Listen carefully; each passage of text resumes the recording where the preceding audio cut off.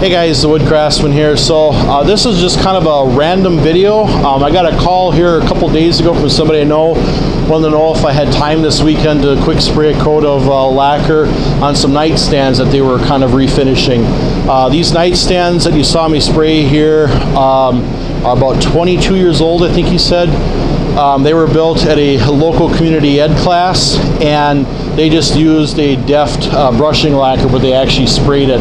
And what happened was his nephew had these nightstands, and he actually had a candle that got away on him, and the candle had melted and overflowed all over one of the tops. And so he was going to throw them out, and his uncle had said, hey, I'll buy them from you, don't throw them away, I want to get them refinished, and I want to keep them, or I'm not sure what else he has planned for it. So what he did was he did the repairs, stripped the one top, restained it, kind of blended in to match, and then asked me if I could spray a coat of finish on it. So that's exactly what I just got done doing here, was just spraying a coat of the Sherwin-Williams Hi-Bild Precat lacquer.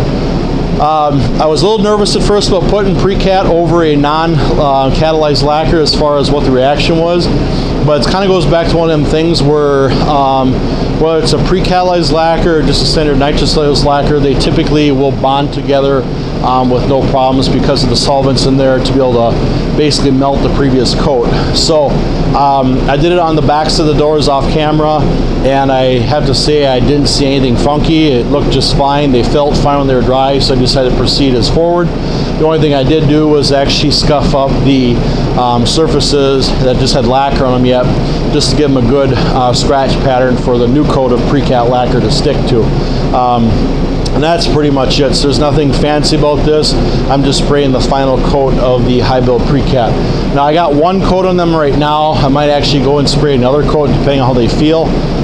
He did ask me if I could actually make it look a little bit more like a traditional nitrocellulose lacquer with less of a build.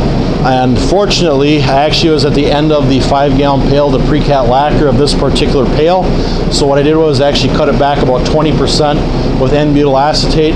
And because it's so hot and humid today, I actually added about 2% MAK, methyl amyl ketone solvent to it as a tail solvent to basically keep it open longer, to letting the moisture that might have been on the surface released to the top. So other than that, that's kind of what I'm doing here. The other thing I did get to do now was actually try out a new hose set on the CA Technologies gun. These come with the Bobcat. They come with the 1/8-inch ExitFlex hose PA series. And when I got it, I was a little hesitant if the 1/8-inch hose was going to work for this Precat, just for the simple reason that when I had the 1014 Kremlins for spraying the clears, I had kind of a similar issue where the 1/8-inch hose, the hose itself was big enough, but the fitting on the end had such a restriction that it literally felt like the gun was starved. So I had originally changed them out from an 1/8-inch to 3/16. And then I kind of did the same thing here on the new Bobcat 14-to-1 from CA Technologies. So it actually, this is the PA series as well, so it's a yellow one as well. And I also replaced the air hose. I didn't need to replace the air hose, but basically what I did was I just basically took that hose as a set off, and I ran solvent through it, blew it out, and I wrapped it up and put it in storage so I have a spare set.